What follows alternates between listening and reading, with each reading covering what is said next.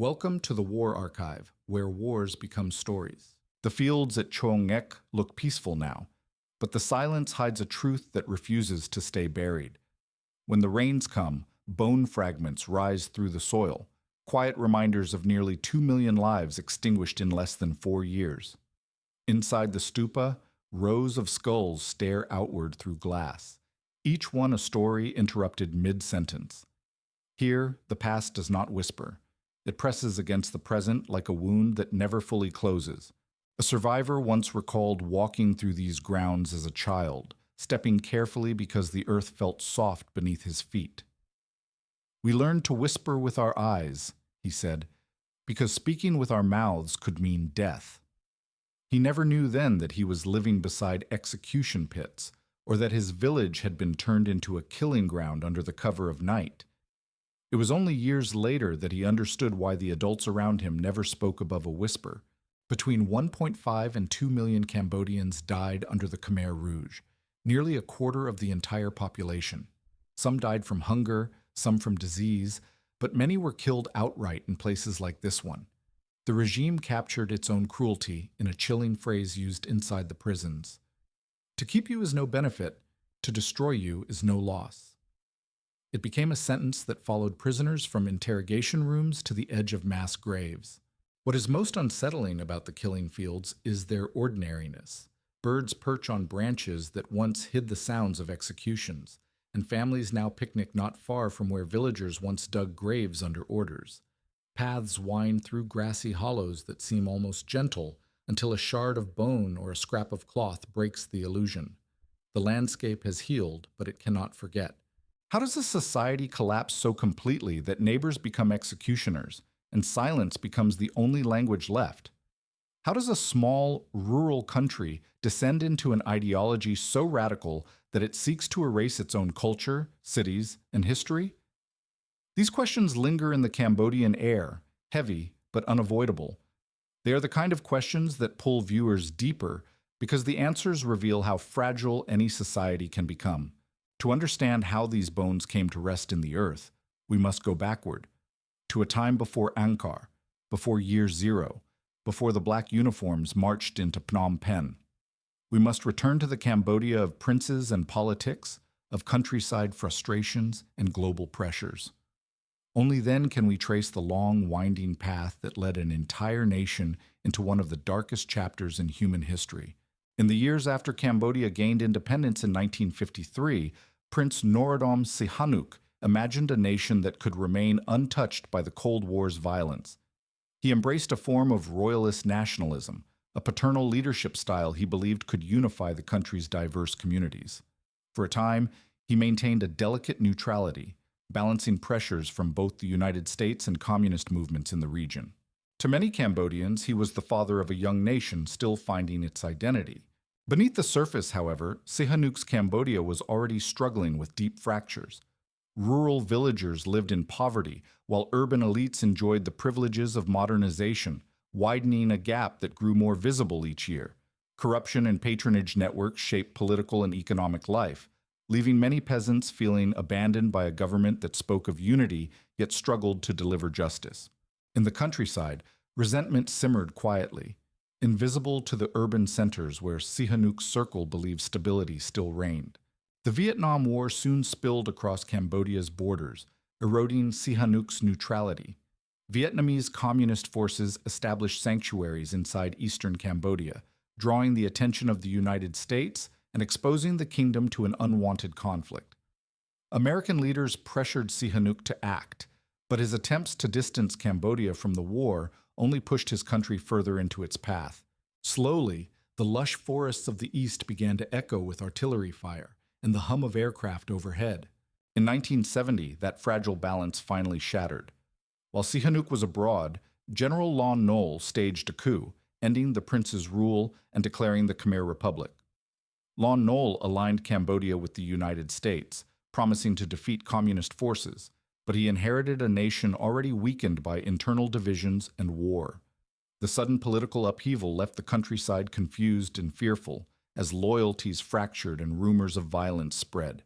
The U.S. responded by intensifying bombing campaigns along Cambodia's eastern border, aiming to destroy North Vietnamese positions but inflicting devastating damage on Cambodian villages. Entire communities were uprooted, families displaced, and fields reduced to craters in a conflict that felt foreign yet deeply personal. Survivors described nights when the sky glowed red and the ground trembled for hours, with no warning, no shelter, and no understanding of why their homes had become part of a distant superpower's war. Each bomb left behind anger and trauma, and a growing belief in the promise of revolution. Amid the chaos, the Khmer Rouge emerged from obscurity, aligning with North Vietnamese forces and positioning themselves as defenders of rural Cambodians. They capitalized on the despair created by the bombings and the failures of Lon Nol's regime, offering villagers a narrative that blamed Cambodia's suffering on corrupt elites and foreign interference. What began as a small, radical movement soon swelled into a powerful insurgency, fed by ordinary people desperate for stability and dignity. Without knowing it, the countryside was turning toward a force far more extreme than anything it had experienced before. As civil war engulfed the nation, Cambodia slipped further from the world it once knew. The capital endured shortages and fear, while the countryside became a battleground where ideology and survival intertwined. These years of chaos did not simply weaken the old order. They destroyed the political and social foundations that once held the kingdom together. And into that void stepped the Khmer Rouge, promising purity, justice, and rebirth, unaware or unconcerned that their vision would lead the country into one of the darkest chapters in human history. Saloth Sar, the man the world would later know as Pol Pot, did not begin life as a figure destined for atrocity. Born into a modest but comfortable Khmer family, he grew up surrounded by rice paddies, Buddhist rituals, and the gentle rhythms of rural Cambodian life. His childhood held none of the harshness that would later define his rule, and for a time he seemed on a path not so different from many young Cambodians aspiring toward education. When he won a scholarship to study in Paris, it marked the first step toward a destiny no one could have foreseen. Paris in the 1950s was a crucible of revolutionary ideas, with cafes and student circles buzzing with debates on colonialism, class struggle, and anti-capitalist movements. Saloth Sar fell in with a circle of Cambodian students who would one day form the intellectual core of the Khmer Rouge, Khieu Samphan, Ieng Sari, Hu Yuan, and others who saw in Marxist theory a blueprint for national liberation. They studied the French communist movement with devotion, but they also absorbed something darker, the notion that society could be remade entirely through purification and struggle. Far from Cambodia's villages, they romanticized the peasantry as a pure class uncorrupted by modern life. These young intellectuals carried books on Marx, Lenin, and Stalin, but they found their greatest inspiration in Mao's revolutionary China. Maoism, with its emphasis on agrarian revolution and violent class struggle, offered a model that seemed tailor-made for Cambodia's rural landscape. To them, the suffering of peasants was not just a tragedy, it was proof that revolution was necessary and that the old society had to be swept away. This intoxicating blend of idealism and rigid ideology hardened into a vision that demanded absolute purity and absolute sacrifice. When Saloth Sar returned to Cambodia, he did not re-enter society as a public intellectual, but slipped into the underground networks of the communist movement. He traveled through rural areas, listening to peasants' grievances, and observing how decades of inequality and war had hollowed the country's social foundations. These experiences deepened his belief that the countryside held the revolutionary potential to transform Cambodia. In his mind, peasants were not only victims, but the future architects of a new purified nation. As he rose within the Communist Party of Kampuchea, his worldview became more uncompromising. He imagined an agrarian utopia free from cities, markets, religion, and foreign influence. Intellectuals were viewed with suspicion, urban dwellers seen as contaminated by capitalism, and ethnic Vietnamese as existential enemies. This vision was not simply political, it was ideological absolutism, shaped by both foreign doctrines and personal obsessions. The more isolated Saloth Sar became from mainstream political life, the more his ideas drifted into radicalism. Early alliances with North Vietnam helped the Cambodian communists survive during their formative years, but even then fractures were forming. Pol Pot feared Vietnamese dominance and gradually pulled the movement toward China, whose leaders encouraged his belief in radical self-reliance and sweeping social overhaul. This shift reinforced his conviction that Cambodia's revolution must be distinct, pure, and untainted by compromise. By the early 1970s, the man who had once walked the streets of Paris dreaming of liberation had become the ideologue who would plunge his country into darkness. The making of Pol Pot was not the making of a monster in a single moment. It was a long process shaped by ideology, pride, resentment, and a profound misunderstanding of human nature. He saw in Cambodia's suffering not a call for reform, but an opportunity to rebuild society from zero, no matter the cost. And as the civil war intensified, his ideas gained traction among the Khmer Rouge leadership, setting the stage for a revolution that would devour the very people it claimed to save. As Cambodia descended into civil war between 1970 and 1975, the Khmer Rouge evolved from a fringe insurgency into a force capable of challenging the state. Lon Nol's government, born from a sudden coup, lacked both legitimacy and unity, and corruption spread through its ranks as the war intensified. Soldiers deserted, officers hoarded supplies, and the government's promises of victory felt increasingly hollow. For many Cambodians, the republic seemed less like salvation and more like a collapsing structure no one could repair. In the countryside, the Khmer Rouge expanded their influence with a mixture of discipline, propaganda, and coercion. Early on, they behaved cautiously, presenting themselves as protectors who punished corrupt officials and redistributed food to struggling villagers. Many rural families, traumatized by bombings and exhausted by years of neglect, accepted their presence with resignation or guarded hope.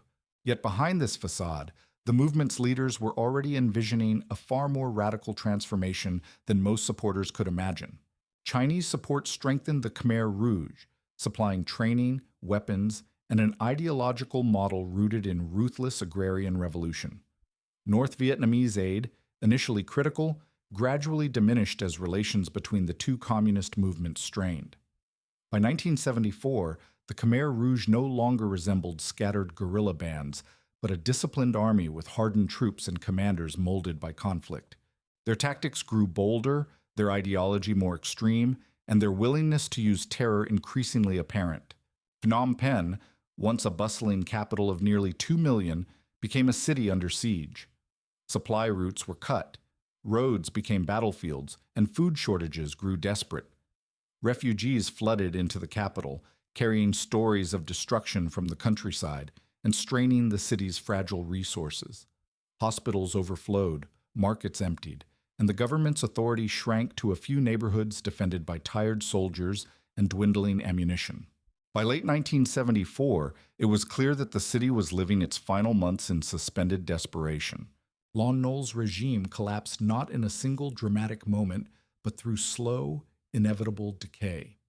Mismanagement hollowed out the army, international support faded, and the will to fight dissolved as families watched loved ones starve.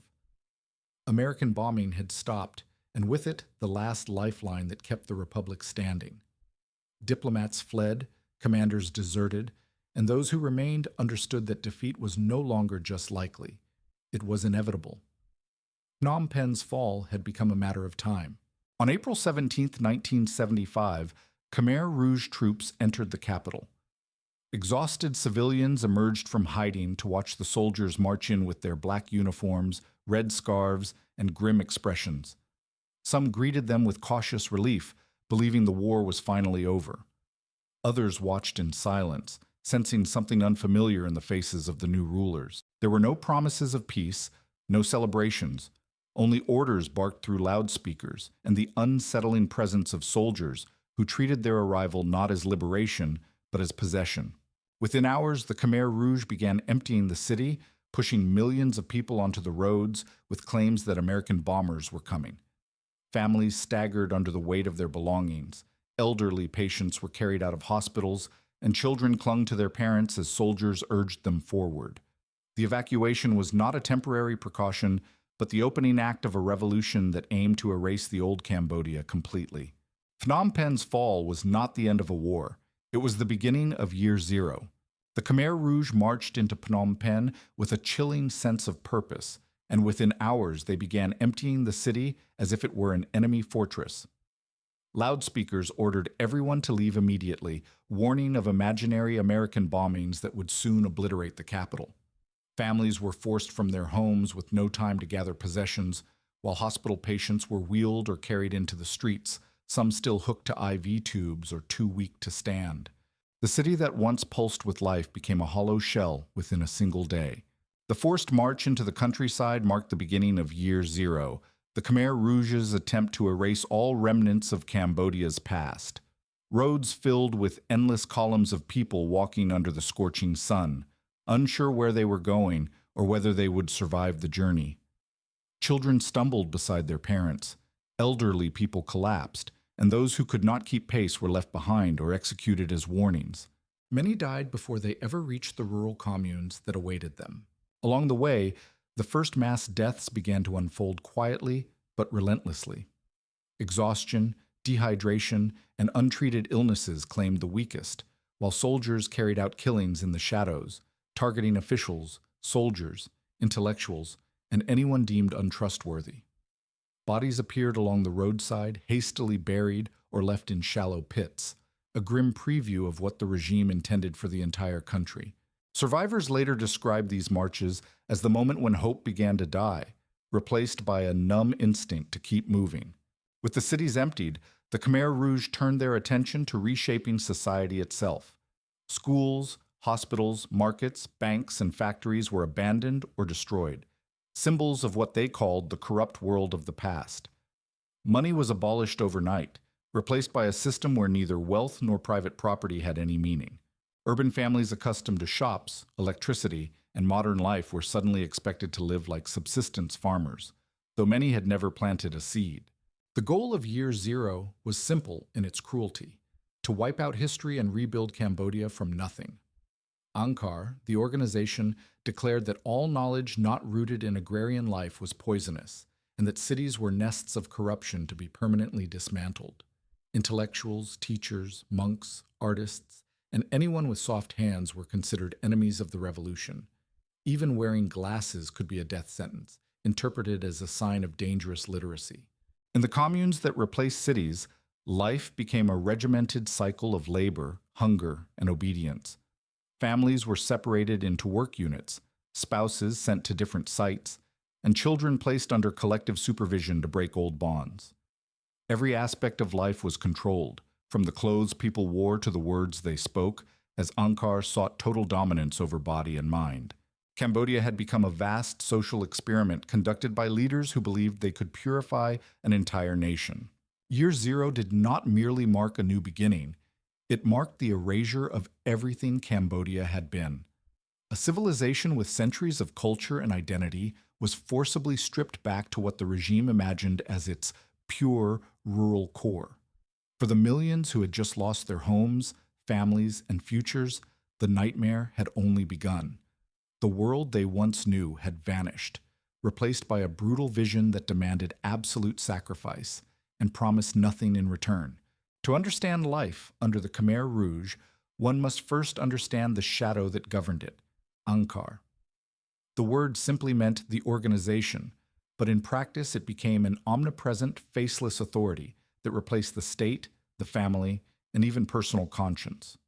Orders did not come from named leaders but from Angkar, whose directives were to be obeyed without question or explanation.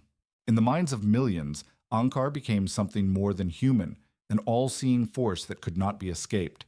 Behind this mask of anonymity were the leaders of the Communist Party of Kampuchea: Pol Pot, Nuon Chea, Ieng Sari, Son Sen, Khieu Samphan, and a handful of secretive elites. They rarely appeared in public and often concealed their identities, even from loyal cadres, cultivating the idea that leadership was collective rather than personal. This invisibility made resistance nearly impossible.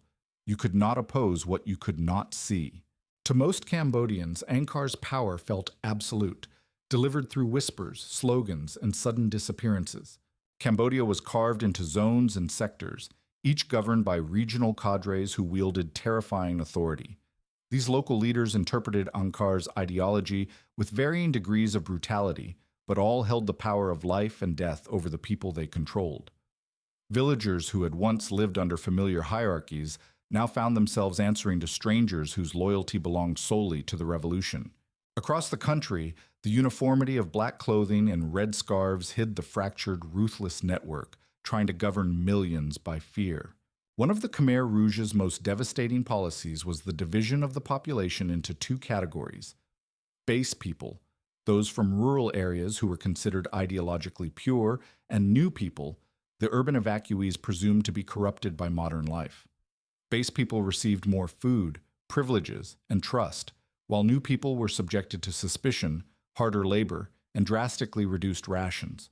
This manufactured hierarchy bred resentment and isolation, driving wedges between communities that once lived in harmony. In this new order, survival often depended on whether you were believed to be loyal simply by birth. Family life, once the core of Cambodian society, was systematically dismantled. Spouses were separated into different work teams, seeing each other only on rare occasions, if at all. Children were removed from their parents and placed into youth units where they were indoctrinated with revolutionary slogans and encouraged to report disloyalty, even within their own families.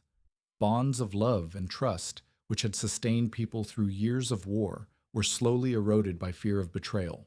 Daily existence became a ritual of obedience and ideological devotion.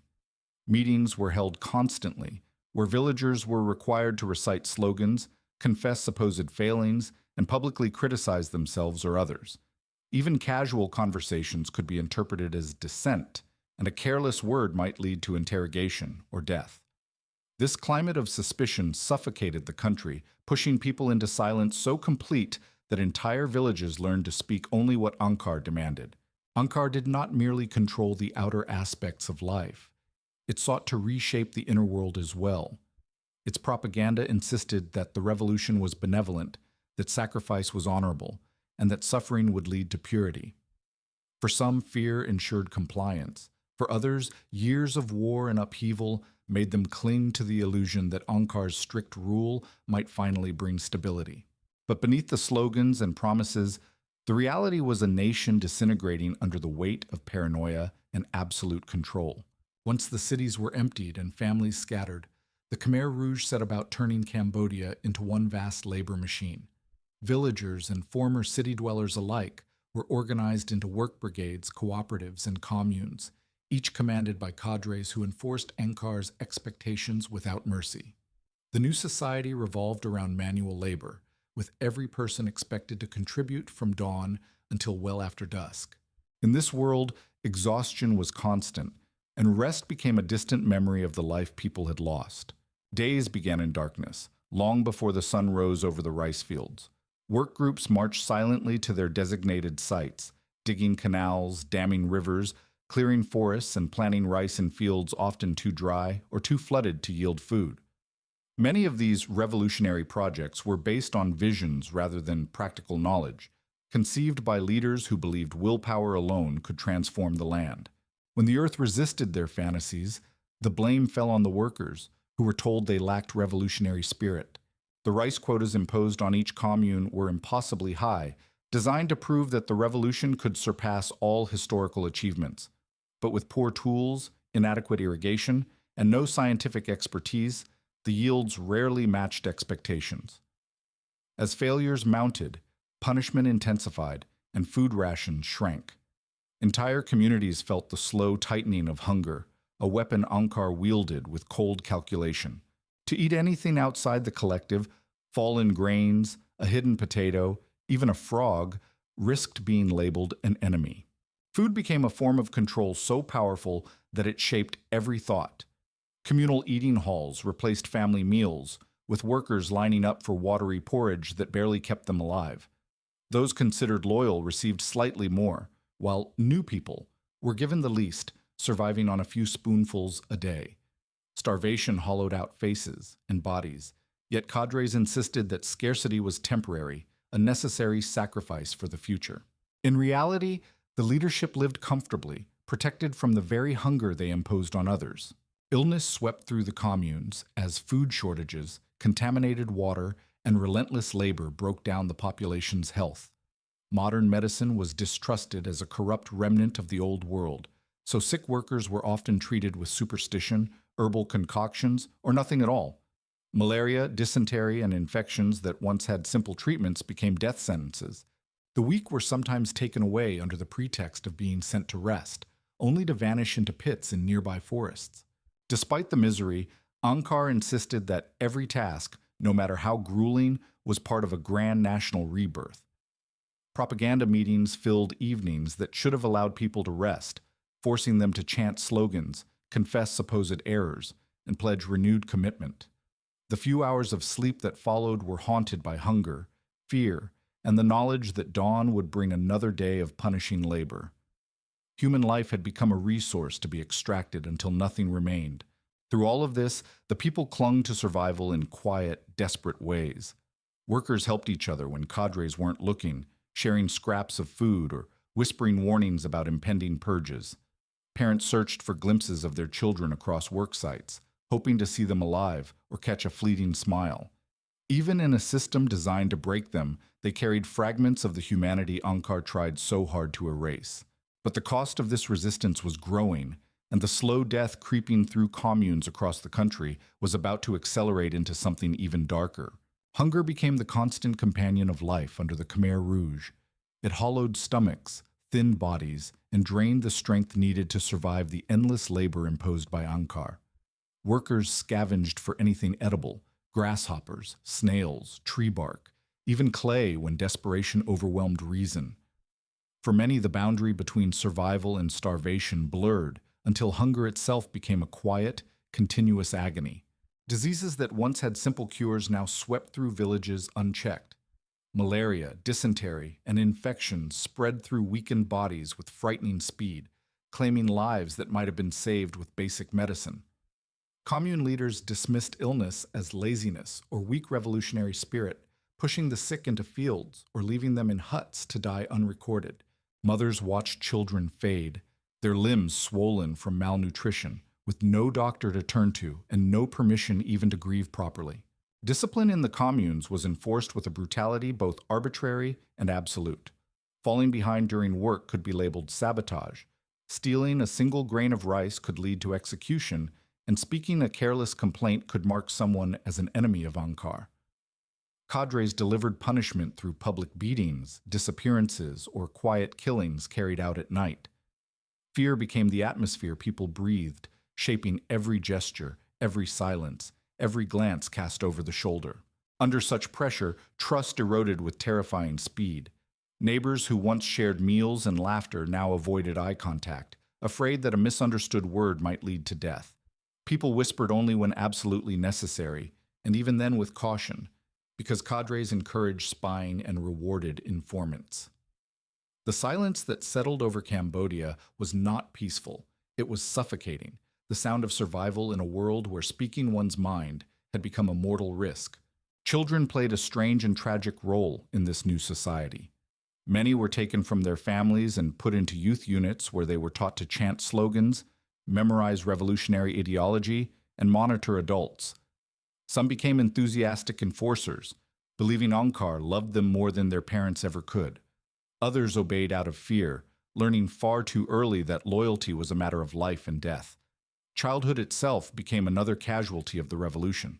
For ordinary people, survival led to choices that blurred the line between resistance and collaboration. A stolen potato might save a life, but risk another's. A whispered warning could protect a neighbor, but invite suspicion upon oneself. These daily moral dilemmas weighed on everyone, leaving scars that would last long after the Khmer Rouge fell. In the end, most people were neither heroes nor villains. They were simply trying to endure a system designed to break them. Across the communes, the slow death of millions unfolded not through a single catastrophe, but through countless, relentless moments of hunger, fear, and exhaustion. Bodies weakened until they collapsed in fields or disappeared quietly in the night, leaving behind grieving families who could not speak their grief aloud. This was not death by chaos, but by design, the consequence of an ideology so consumed by purity that it devoured its own people. And as internal suspicion intensified, the regime's machinery of terror prepared for an even darker phase, one built not only on starvation and labor, but on systematic annihilation. As famine and fear spread through the communes, the Khmer Rouge intensified another pillar of their rule, the machinery of suspicion. To enforce ideological purity, the regime created the Santabal, a secret police force tasked with rooting out traitors, real or imagined. Their authority extended into every village, every work unit, every whispered conversation that fell out of line with Angkar's expectations. Under their gaze, no one, not even loyal cadres, felt safe.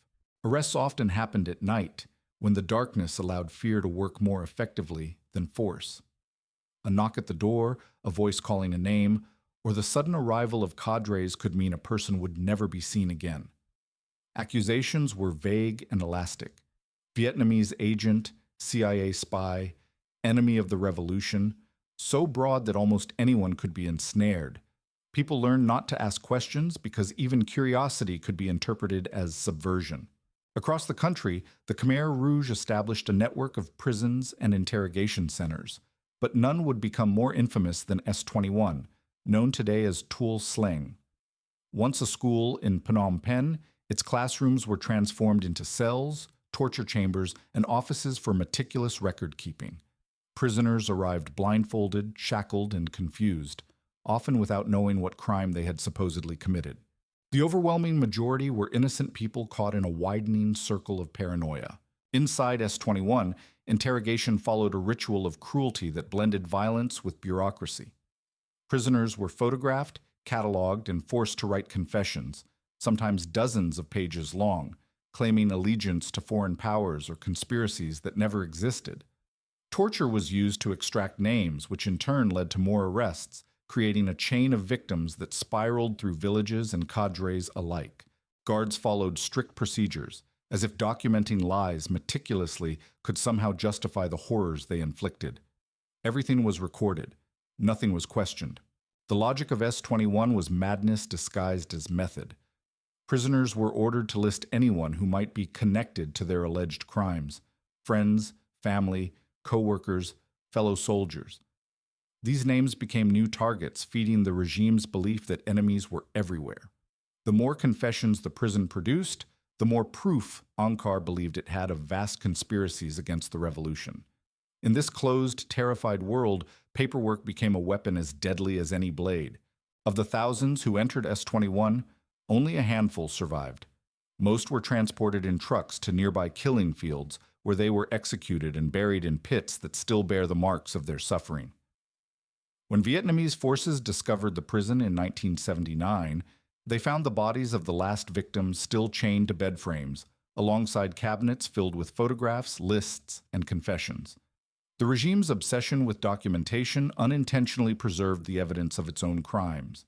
Even Khmer Rouge cadres were not immune to the terror they helped enforce. Entire regional leaders were arrested, interrogated, and killed when internal rivalries or fabricated conspiracies spiraled out of control. The revolution devoured its own ranks, consuming hundreds of dedicated members who had once believed in Angkar without hesitation. Loyalty offered no protection. It only delayed the inevitable. The system built to eliminate enemies simply kept expanding until the country's foundations were soaked in its own fear. S-21 became the darkest symbol of Democratic Kampuchea, a place where ideology erased humanity and suspicion replaced truth. It represents the moment when the Khmer Rouge Revolution turned fully inward, destroying not just its perceived enemies, but the movement itself. And as the purges deepened, the regime would escalate from imprisonment and torture to a system of extermination that would spread across the countryside, turning fields and forests into silent graves. Beyond the walls of prisons like S-21, a much larger system of extermination unfolded across Cambodia. Scattered through forests, rice fields, and remote clearings were hundreds of execution sites known today as the killing fields. These were not hidden complexes guarded by barbed wire, but ordinary patches of land transformed into places of mass death. Prisoners arrived blindfolded and trembling, unaware of where they were until they heard the sound of shovels scraping earth. Executions were carried out mostly at night, when darkness softened the edges of horror and masked the movements of cadres. To conserve ammunition, killing was done with hoes, axes, bamboo poles, iron bars, any tool that could silence a life without wasting a bullet. Victims were forced to kneel beside pits dug earlier in the day, their hands tied behind their backs, their final moments swallowed by the sounds of insects and muffled cries. The earth beneath them soon filled with layers of bodies, each layer compacted by more that followed. Children and infants were not spared. Under the Khmer Rouge doctrine of pulling out weeds by the roots, entire families were executed to prevent future rebellion. In some places, cadres carried out these killings with a brutality too painful for survivors to recount, erasing generations in a matter of minutes. The ideology demanded total purity, and purity in the minds of the regime required the destruction of any bloodline deemed impure. Many execution sites used loud revolutionary music to drown out screams, creating a surreal mixture of propaganda and death. Trucks arrived carrying prisoners from local cooperatives, security centers, or S-21, each delivery adding to the rows of weak and starving men, women, and children awaiting their fate. Cadres worked mechanically, following orders without hesitation, their identities dissolved into the authority of Angkar. In these moments, ideology fused with routine, turning human lives into tasks to be completed before dawn. Villagers living nearby sometimes witnessed the aftermath: fresh mounds of earth, scraps of clothing, or the unsettling silence that lingered after the trucks departed. Some were forced to dig graves or transport victims under threat of death, entangling them in acts that left deep moral wounds long after the regime collapsed. Others lived in fear that a single accusation could lead them to the same pits they walked past each day. The killing fields were not distant horrors, but part of the landscape, woven into the daily lives of ordinary people. When the regime fell in 1979, the world began to learn the scale of these atrocities. Mass graves were uncovered containing thousands of remains, many with skulls showing signs of blunt trauma. Some graves revealed victims still blindfolded, their wrists bound by rope or bits of cloth. The ground bore the story even when no witnesses remained, bones rising with the rains, clothing preserved in the soil, silent testimony to lives erased. Estimates vary, but hundreds of thousands were executed at these killing fields, while even more died from starvation, disease, or overwork. Together, these deaths formed a tragedy so vast that it reshaped the country's demographic fabric.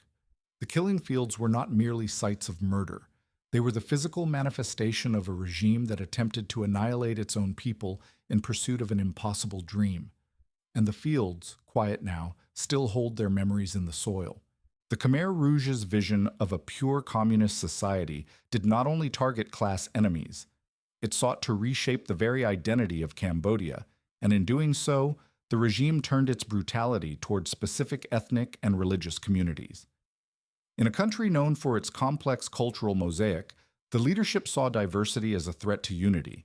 Their solution was annihilation, carried out methodically against groups they labeled incompatible with the revolutionary ideal. The Cham Muslim community faced some of the regime's most intense persecution. Their religious practices, praying, wearing traditional clothing, maintaining dietary laws, were seen as defiance against the new order. Mosques were destroyed, Qur'ans burned, and Cham villagers forced to eat pork as a test of loyalty. Entire villages that resisted were massacred, leaving behind rivers choked with bodies and silence where once stood centuries-old communities.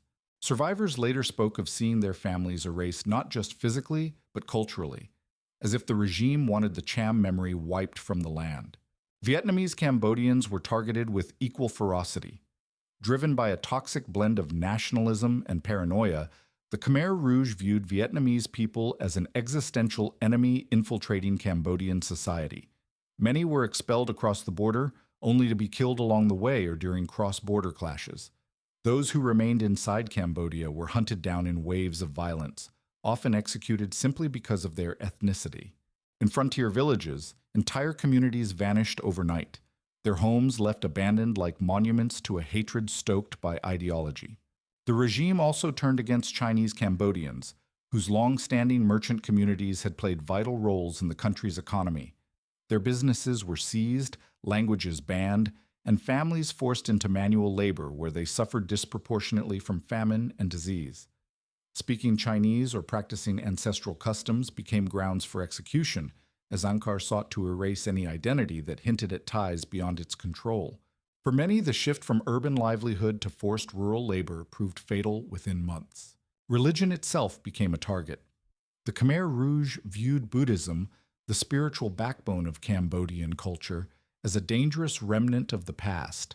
Monks were defrocked, temples ransacked or destroyed, and sacred statues smashed in acts meant to break both faith and memory. Many monks were executed outright, while others were forced into labor brigades where their frail bodies could not endure the backbreaking work. In a matter of years, one of the most Buddhist countries in the world saw its religious landscape nearly obliterated. These campaigns were not accidental or isolated. They formed part of a deliberate strategy to dismantle communities perceived as incompatible with the new society Angkar wanted to build. Later, the extraordinary chambers in the courts of Cambodia would formally recognize the genocide of the Cham and Vietnamese populations, acknowledging the systematic intent behind their destruction. The fate of other groups remains part of an ongoing debate among scholars and survivors, but the suffering is undeniable, etched into the stories passed down through generations. In the midst of this targeted violence, ordinary people struggled to survive in a world where identity itself had become a crime. Ethnic minorities hid their language, their prayers, their customs, and even their family histories to escape notice. Many altered their names, disguised accents, or buried religious items before cadres could find them. Survival required erasing parts of oneself, a quiet tragedy that continued long after the regime fell. These genocides within the genocide deepened the wounds inflicted on Cambodia, leaving scars that remain visible in the country's ethnic and cultural fabric today. They reveal the full extent of the Khmer Rouge's ambition to create a society purified of perceived impurities. And they stand as stark reminders that when ideology demands uniformity, the first casualties are those who dare to be different.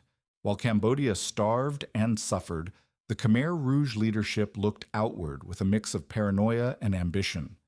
Democratic Kampuchea's foreign policy was shaped not by diplomacy, but by ideology, suspicion, and deep historical grievances. China became the regime's primary ally, providing weapons, training, and political support, seeing Pol Pot's revolution as a rare ideological victory in Southeast Asia. In contrast, relations with Vietnam, once a source of essential aid, collapsed almost immediately after 1975. The Khmer Rouge viewed Vietnam with growing hostility, resurrecting centuries-old fears of domination by their larger neighbor. Vietnamese officials initially hoped to maintain cooperation, but the radicalism of Pol Pot's government made such efforts impossible. Every gesture of compromise was interpreted by Phnom Penh as a sign of manipulation or treachery. As political distrust intensified, border regions became flashpoints where both armies probed, clashed, and retaliated with increasing ferocity. Beginning in 1977, the Khmer Rouge initiated a series of brutal cross-border raids into Vietnamese villages. These attacks were not minor skirmishes, but massacres targeting civilians, carried out with shocking cruelty. The most infamous occurred in the village of Ba Chuk, where Khmer Rouge soldiers slaughtered thousands of Vietnamese men, women, and children. Survivors later described the killings as indiscriminate and frenzied, leaving an entire community wiped out in a matter of days. Inside Cambodia, the leadership framed these raids as heroic resistance against a supposed Vietnamese conspiracy to destroy the revolution. Propaganda portrayed Vietnam as the ultimate enemy, lurking in the shadows, infiltrating villages, and plotting to overthrow Angkar. This narrative fed the regime's paranoia and justified ever-expanding purges of cadres accused of harboring Vietnamese sympathies. Entire regions saw their leadership arrested and executed based on nothing more than rumor and ideological hysteria. Pol Pot sought to reinforce his position by deepening ties with China, whose leaders praised Cambodia's radical self-reliance. Chinese support emboldened the Khmer Rouge, giving them the confidence to continue provoking Vietnam despite being militarily weaker. At the same time, the regime made tentative overtures to Thailand and ASEAN states, hoping to create a buffer against Vietnamese influence. But these efforts faltered because the Khmer Rouge offered no stability, only unpredictability and violence. Vietnam, still recovering from decades of war, initially showed restraint in hopes of avoiding another major conflict. Hanoi attempted negotiations and diplomatic outreach, but the Khmer Rouge leadership rejected every gesture as a sign of weakness. Instead of cooling tensions, the regime escalated them, launching more raids and fortifying border positions. Each act of aggression pushed the two countries closer to a confrontation neither side could ignore. By 1978, the situation had reached a breaking point. The Khmer Rouge's border offensives, combined with internal purges that weakened their own military structure, convinced Vietnam that the threat could no longer be contained. Inside Cambodia, however, Pol Pot believed victory was inevitable and that Angkar's ideological purity would triumph over Vietnamese imperialism. Munch. It was a fatal miscalculation rooted in nationalism, paranoia, and a profound misunderstanding of the military realities of the region. From the killing fields to the borderlands, the revolution had begun to turn outward, unleashing violence not only on Cambodians, but on neighboring countries as well. And now, the forces gathering beyond the frontier were preparing to strike back with overwhelming strength, setting the stage for the invasion that would bring Democratic Kampuchea to its violent end. By 1978, the Vietnamese government had reached a point of grim certainty. The Khmer Rouge threat could no longer be managed with diplomacy. Cross-border massacres continued with horrifying regularity, and each attack left villages burned, families slaughtered, and survivors carrying stories too brutal to ignore. Vietnamese officials attempted negotiation after negotiation, hoping to avoid another costly war so soon after their own long fight for reunification. But every offer was met with Pol Pot's refusal, accusations, or renewed violence. Inside Cambodia, the regime was devouring itself. Purges ripped through the party ranks, claiming commanders, district leaders, and entire regional cadres accused of imaginary ties to Vietnam. Soldiers were executed for speaking Vietnamese phrases learned in childhood or for having relatives across the border. These internal killings shattered discipline and morale, hollowing out the Khmer Rouge military from within. The army that once marched with fanatical purpose now bled strength through paranoia. Meanwhile, a group of Cambodian defectors, survivors of purges and disillusioned cadres, formed a new political front under Vietnamese protection. They called it the Kampuchean United Front for National Salvation, KUFNS, envisioning a Cambodia liberated not by Angkar, but by those who had escaped its cruelty. This alliance gave Vietnam both political legitimacy and local knowledge, transforming intervention from a foreign invasion into a combined effort to topple a regime that was actively destroying its own people. It was a coalition built from tragedy and necessity.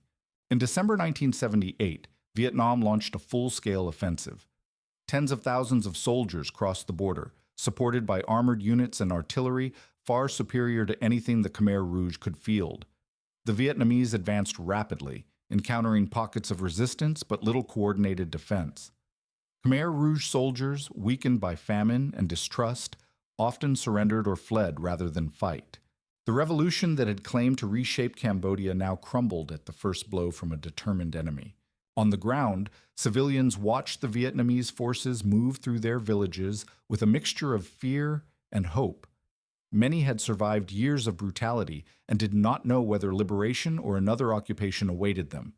Yet the arrival of Vietnamese troops also meant the end of Angkar's oppressive control. No more late-night arrests, no more forced marches, no more hunger used as punishment. For countless Cambodians, the sound of approaching Vietnamese units felt like the first breath after years underwater. Phnom Penh fell on January 7, 1979, almost without a fight. Khmer Rouge leaders fled the city days earlier, abandoning their ministries, torture centers, and the shattered remains of their once ambitious plans. Vietnamese troops entered a capital stripped of life and infrastructure, its streets empty and its buildings silent. The city's fall did not feel like a dramatic climax, but a quiet collapse. The moment a regime that had demanded absolute obedience simply dissolved under the weight of its own cruelty. Pol Pot and the core leadership escaped into the dense forests along the Thai border, where they re-established guerrilla bases with limited Chinese assistance. They vowed to continue the struggle, declaring the Vietnamese invasion an act of imperialist aggression. But their power was gone. The population they once commanded had been decimated, traumatized, and disillusioned. The revolution had ended not in triumph, but in flight and ruin. International reactions reflected the Cold War's tangled priorities. Vietnam, aligned with the Soviet bloc, was condemned by China, ASEAN, and Western powers, who feared the expansion of Soviet influence in Southeast Asia. In a geopolitical twist, the Khmer Rouge, responsible for mass murder, retained Cambodia's seat at the United Nations with Western and Chinese support. Justice for the victims would be delayed for decades, sacrificed to ideological battles far beyond Cambodia's borders. The fall of Democratic Kampuchea marked the end of one of the most brutal regimes in modern history. But liberation was only the beginning of another struggle, a fight to rebuild a shattered nation and uncover the full truth of what had happened during those dark years. And as survivors walked through the ruins, searching for missing family members and trying to understand the magnitude of the loss, the long road to healing had only just begun. When the guns fell silent in early 1979, Cambodia emerged into a landscape of devastation that few could fully comprehend. Entire villages had vanished, replaced by fields pockmarked with mass graves and abandoned irrigation schemes left half-finished under Angkar's impossible quotas. Survivors stumbled through roads once patrolled by cadres, searching for signs of loved ones who had disappeared into the night. The country felt emptied not only of people, but of memory, identity, and the sense of continuity that anchors a society to its past. The new government, the People's Republic of Kampuchea, PRK, struggled to rebuild a nation with almost no functioning institutions. Most teachers, doctors, monks, and civil servants were dead or missing, leaving a vacuum in every corner of public life. Hospitals had no medicine, schools had no books, and fields had no animals to plow them. The simple act of surviving had become an overwhelming task for a population weakened by starvation and trauma. Families began to reunite in scenes filled with both joy and grief. Parents found children they hadn't seen in years, changed by hunger and indoctrination. Siblings recognized one another by scars or faint memories of childhood, not by the certainty of facial features now sharpened by suffering. Many waited at roadsides hoping a familiar silhouette would appear, while others searched through communes and work sites only to uncover the truth in shallow graves. Every reunion carried the weight of absence, measured by the names no one could cross off their lists. Disease and famine persisted long after the Khmer Rouge retreated. Decaying irrigation projects, poorly designed and hastily built, left fields flooded or useless. Mines planted in farmland maimed those who tried to cultivate the soil. Humanitarian aid struggled to reach the country because Cambodia, under Vietnamese influence, was isolated by many Western nations and China. Relief organizations described villages where entire populations had fallen below the edge of survival, with the old and young dying silently in makeshift shelters. Amid this hardship, shocking discoveries revealed the full scale of the horror. Vietnamese troops uncovered Tuol Sleng, finding corpses chained to metal beds and rooms filled with meticulous documentation, photographs, confessions, interrogation logs, left behind in the chaos of the Khmer Rouge retreat. Mass graves at Choong Ek and other sites were found by farmers searching for soil to plant crops, only to uncover skulls, clothing, and bones rising through the earth. These revelations forced the world to confront a genocide whose details had been hidden behind closed borders. Yet despite the magnitude of the tragedy, Cambodia remained politically isolated. The PRK, viewed by much of the world as a Vietnamese puppet state, was denied recognition while the Khmer Rouge, incredibly, retained Cambodia's seat at the United Nations. Western powers and China, motivated by Cold War rivalries, continued to treat Pol Pot's movement as a legitimate political faction. This diplomatic reality placed the burden of reconstruction on a nation that was already broken, forcing survivors to rebuild without the full support they desperately needed. Along the Thai border, conflict persisted as Khmer Rouge remnants, royalists, and anti-Vietnamese factions launched guerrilla attacks from hidden camps. Landmines, ambushes, and political chaos prolonged suffering and delayed recovery. But inside the country, communities slowly began to restore the rhythms of daily life, planting rice, rebuilding homes, and holding ceremonies to honor the dead. Even in the shadow of unspeakable loss, the instinct to rebuild persisted with quiet determination. Cambodia in 1979 was a nation shattered, but not defeated. Its people carried wounds that would take generations to heal, yet they stepped forward with courage, drawn from memory, hope, and the simple desire to reclaim a future stolen from them. The path ahead would demand justice, truth, and a reckoning with the ghosts that lingered in the fields. But for now, survival remained the first act of rebuilding. In the immediate aftermath of the regime's collapse, Cambodia confronted the impossible question of how to judge crimes so vast they seemed to dwarf the capacity of human justice. In 1979, the new government held the People's Revolutionary Tribunal in Phnom Penh, convicting Pol Pot and Ieng Sari in absentia for genocide.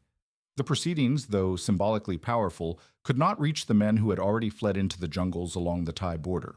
Justice felt distant, and for survivors still searching for loved ones, the trial offered only a brief, fragile sense of recognition. Pol Pot remained at large for nearly 2 decades, living deep in jungle encampments protected by fragments of the Khmer Rouge military. As the Cold War continued, he received covert political and logistical support from nations that saw him less as a butcher and more as a counterweight to Vietnam. Internal divisions eventually fractured the movement, leading to purges within the very ranks that once enforced his commands.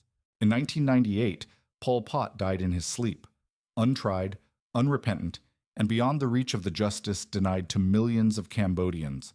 It would take years for the world to act with the seriousness Cambodia's tragedy demanded. The 1991 Paris peace agreements brought an official end to large-scale conflict and opened the door for a United Nations peacekeeping mission, UNTAC, tasked with rebuilding institutions and guiding the country toward elections. Although the mission helped restore political order, it could not erase decades of trauma or fully address the question of accountability. Cambodia's wounds were too deep, its ghosts too numerous, and its desire for truth too urgent to be satisfied by political stability alone. As the 2000s began, pressure from survivors, activists, and scholars grew into a global demand for a proper tribunal. In 2006, the Extraordinary Chambers in the Courts of Cambodia, ECCC, a hybrid UN Cambodian court, finally opened its doors. Its mandate was narrow. Only senior leaders and those most responsible for the regime's crimes would be prosecuted. Nevertheless, for many Cambodians, the trials represented the first real chance to confront the architects of their suffering face to face. The ECCC's cases revealed horrors, with a level of detail both devastating and necessary. Kaing Guek Iav, known as Duch, the former commander of S-21, became the first to be tried. In court, he confessed to overseeing the torture and execution of thousands, his testimony exposing how ideology, fear, and bureaucracy created an efficient machinery of death. Nguyen Chea and Khieu Samphan followed, tried for crimes against humanity, war crimes, and genocide, convictions that formally acknowledged the targeted destruction of Cham Muslims and Vietnamese Cambodians. For survivors, these verdicts confirmed what they had always known. The suffering had been deliberate, systematic, and rooted in ideology. Yet the trials drew criticism as well. They were slow, expensive, and limited, addressing only a small number of perpetrators while tens of thousands of lower-ranking cadres continued living openly across the country. Some Cambodians felt the court was influenced by politics, constrained by negotiations between the UN and the government, and too cautious to pursue broader accountability.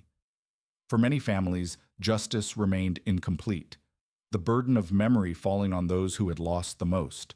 Still, the ECCC left a legacy deeper than its verdicts. It preserved thousands of documents, testimonies, and survivor accounts that ensure the truth cannot be erased by time or denial. It created a public record of suffering, a mirror that Cambodia and the world could not look away from. For a people who had once been forbidden even to speak of grief, the courtroom became a place where silence finally broke. Cambodia's path to accountability is far from perfect, but it marks a profound act of defiance against a history that tried to silence millions. Justice has been partial, slow, and often painful, yet it stands as a testament to a society determined not to forget. And as survivors share their stories with new generations, the pursuit of justice continues, not only in courtrooms, but in classrooms, memorials, and the quiet act of remembering. In the decades since the fall of the Khmer Rouge, Cambodia has lived with a shadow that stretches across generations. Survivors carry memories that cannot be measured by statistics, the sounds of forced marches, the emptiness of lost families, the silent fear that shaped every breath. Many struggle with trauma that lingers long after the fields have grown over the graves. Their children, born after the genocide, often inherit this pain without fully understanding its source, sensing grief in their parents' silences. Across the country, memorials stand where suffering once unfolded. Tuol Sleng Genocide Museum, once S21, preserves classrooms converted into torture cells, walls still bearing the stains of cruelty, and thousands of haunting photographs of victims. At Choongek, the stupa of skulls rises like a cry for remembrance, each fragment a piece of a life cut short. Visitors walk slowly along the paths, feeling the weight of the earth beneath them, knowing that every step approaches the boundary between history and humanity. These sites transform grief into testimony, ensuring that silence never buries truth again. Education has become one of Cambodia's most fragile and essential tools of remembrance. For years after the genocide, schools avoided teaching the era, fearing its political sensitivity and emotional weight. Only recently have textbooks begun to confront the crimes directly, giving young Cambodians the context their parents were often denied. Teachers navigate these lessons with care, aware that students may be learning not just national history, but family history. Knowledge becomes a form of healing, a way to connect generations separated by trauma. Survivor testimonies have grown into a powerful archive of memory. Films, documentaries, novels, and exhibitions share voices that were once forbidden to speak. Artists and writers transform trauma into stories, paintings, and performances, giving shape to emotions that ordinary language cannot contain. Through their work, the dead regain a presence, and the living reclaim the right to define their history. Art becomes both resistance and remembrance, confronting the possibility of forgetting with every stroke, word, and performance. International recognition has helped safeguard these memories. UNESCO has designated Tuol Sleng, Choeung Ek, and M13 as sites of global heritage, acknowledging their importance not just to Cambodia, but to the world. These designations protect the physical spaces and elevate the moral responsibility to preserve their stories. They also frame Cambodia's tragedy within the broader human struggle against genocide, reminding nations that atrocity can emerge anywhere ideology dehumanizes the vulnerable. In recent years, Cambodia has passed laws criminalizing the denial of Khmer Rouge crimes, a measure intended to honor survivors and protect the truth from distortion. Yet even this effort carries complexities, raising concerns about political misuse or the risk of restricting open discussion in a country still navigating how to speak about its past. The challenge lies in balancing justice with freedom, ensuring that remembrance is protected without becoming a tool of power. As Cambodia moves forward, the legacy of the genocide continues to shape its identity.